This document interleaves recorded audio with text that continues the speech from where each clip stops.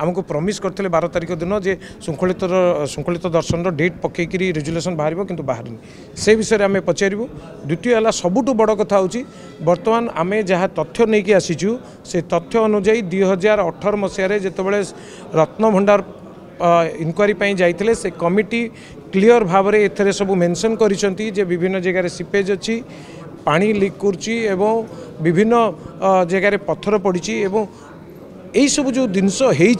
जे 2018 मसीह जानिले जे मंदिर सुरक्षित ना ये सब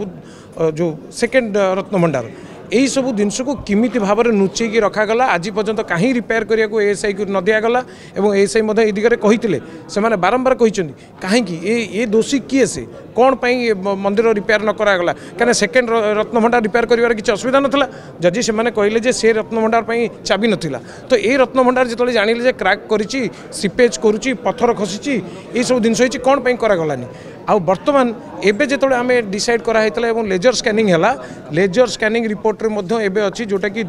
2 फेब्रुआरी एएसआई दे सारे जे विभिन्न जगह क्राक अच्छी पानी सीपेज कर तेणुक इमिडिएटली मरामती कर आवश्यकता किसी